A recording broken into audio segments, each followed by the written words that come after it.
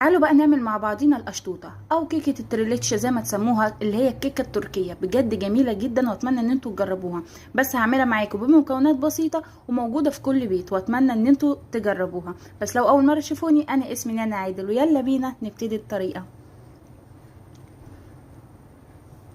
هنجيب في بول عندنا، هنحط كوبايه وربع من الدقيق وننخلهم كويس، واحط عليهم معلقه كبيره ممسوحه كده من البيكنج باودر، وبرده هنخله وهنقلب الكلام دوت، وهنسيبهم على جنب لغايه لما نعمل مكونات السايله. في الخلاط عندنا انا هحط بيضتين بدرجه حراره المطبخ. بس عايزه اقول لكم ان ينفع ان انتوا تحطوا بيضه واحده بس تكون كبيره. انا البيض كان عندي صغير فحطيت بيضتين. وهحط الفانيليا ونص كوبايه من الزيت، نص كوبايه من السكر حبيبات، وكوبايه الا ربع من اللبن. انا هكتب لكم المقادير في صندوق الوصف. ومعلقه صغيره من بشر البرتقال او الليمون، بتدي انتعاش جدا للكيكه. ونضرب كل الكلام ده لغايه لما السكر يدوب، وتدريجيا نحطهم على البودر اللي احنا عملناه، ونقلب بالراحه خالص. اهم حاجه، انا طبعا مسرعه الفيديو فظهر ان هو سريع.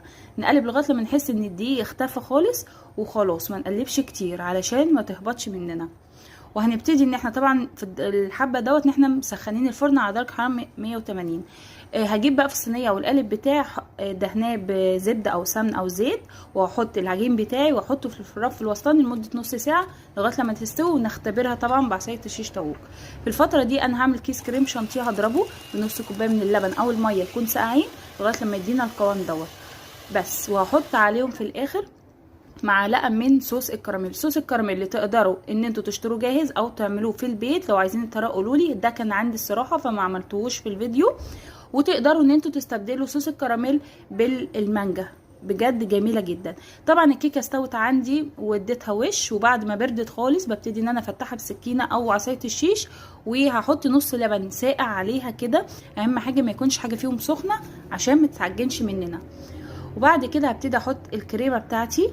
طبعا الكريمه انا مديها نكهه الصوص الكراميل، بتدي انتعاش قوي، وممكن زي ما قلت لكم قطع مانجا بس. وهقلب كده وافردها خالص، واروح حاطه صوص الكراميل من فوق. بجد جميله جدا، اتمنى ان انتوا تجربوها منعشه. انا عايزه اقول لكم الصينيه دي مجرد ما بعملها هي ما بترجعش تاني التلاجة، رهيبه. اتمنى ان انتوا تجربوها. وزي ما قلت لكم، لو مش بتحبوا صوص الكراميل او مش متوفر، تقدروا ان انتوا تستبدلوه بالمانجا. ما تنسوش بقى اللايك والاشتراك لو عجبتكم الوصفه، وتعملوا فولو لصفحه الفيسبوك لو بتتفرجوا عليها من الفيسبوك. اتمنى ان انتوا تجربوها، بجد هتعجبكم وتعجب ولادكم.